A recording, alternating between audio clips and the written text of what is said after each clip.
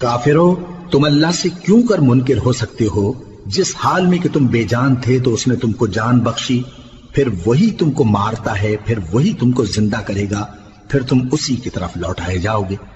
وہی تو ہے جس نے سب چیزیں جو زمین میں ہیں تمہارے لیے پیدا کی، پھر آسمانوں کی طرف متوجہ ہوا تو ان کو ٹھیک ٹھیک 7 آسمان بنا دیا، اور وہ ہر چیز سے خبردار ہے۔ اور وہ وقت یاد کرنے کے قابل ہے جب تمہارے پروردگار نے فرشتوں سے فرمایا کہ میں زمین میں اپنا نائب بنانے والا ہوں۔ انہوں نے کہا، کیا تو اس میں ایسے شخص کو نائب بنانا چاہتا ہے جو خرابیاں کرے اور کچھ تو خون کرتا پھرے؟ اور ہم تیری تعریف کے ساتھ تسبیح و تقدیس کرتے رہتے ہیں۔ فرمایا، میں وہ باتیں جانتا ہوں جو تم نہیں جانتے۔ اور اس نے آدم کو سب چیزوں کے نام سکھائے، پھر ان کو فرشتوں کے سامنے کیا اور فرمایا کہ اگر سچے ہو تو مجھے ان کے نام بتاؤ۔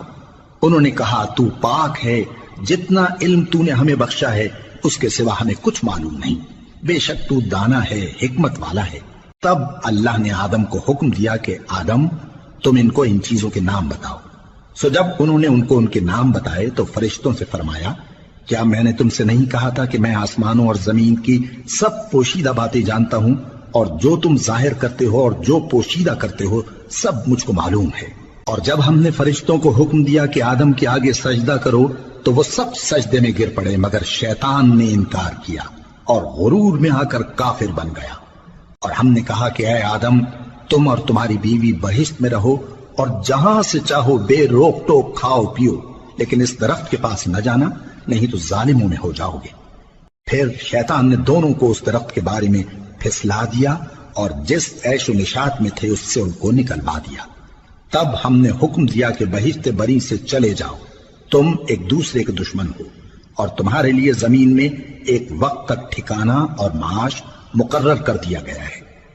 پھر آدم نے اپنے پروردگار سے کچھ کلمات سیکھے اور معافی مانگی تو اس نے ان کا قصور معاف کر دیا۔ بے شک وہ معاف کرنے والا ہے، بڑا مہربان ہے۔ ہم نے فرمایا کہ تم سب یہاں سے اتر جاؤ، جب تمہارے پاس میری طرف سے ہدایت پہنچے تو اس کی پیروی کرنا، کہ جنہوں نے میری ہدایت کی پیروی کی ان کو نہ کچھ خوف ہوگا اور نہ وہ غمناک ہوں گے، اور جنہوں نے اس کو قبول نہ کیا اور ہماری آیتوں کو جھٹلایا وہ دوزخ میں جانے والے ہیں اور وہ ہمیشہ اس میں رہیں گے۔ اے آل یعقوب، میرے وہ احسان یاد کرو جو میں نے تم پر کیے تھے، اور اس اقرار کو پورا کرو جو تم نے مجھ سے کیا تھا۔ میں اس اقرار کو پورا کروں گا جو میں نے تم سے کیا تھا، اور مجھی سے ڈرتے رہو۔ اور جو کتاب میں نے اپنے رسول محمد صلی اللہ علیہ وآلہ وسلم پر نازل کی ہے، جو تمہاری کتاب یعنی تورات کو سچا کہتی ہے، اس پر ایمان لاؤ اور اس سے منکر اول نہ بنو، اور میری آیتوں میں تحریف کر کے ان کے بدلے تھوڑی سی قیمت یعنی دنیاوی منفعت نہ حاصل کرو، اور مجھی سے خوف رکھو، اور حق کو باطل کے ساتھ نہ ملاؤ، اور سچی بات کو جان بوجھ کر نہ چھپاؤ، اور نماز پڑھا کرو اور زکوٰۃ دیا کرو، اور اللہ کے آگے جھکنے والوں کے ساتھ جھکا کرو۔ یہ کیا عقل کی بات ہے کہ تم لوگوں کو نیکی کرنے کو کہتے ہو اور اپنے تئیں فراموش کیے دیتے ہو، حالانکہ تم اللہ کی کتاب بھی پڑھتے ہو؟ کیا تم سمجھتے نہیں؟ اور رنج و تکلیف میں صبر اور نماز سے مدد لیا کرو، اور بے شک نماز گراں ہے، مگر ان لوگوں پر گراں نہیں جو عجز کرنے والے ہیں۔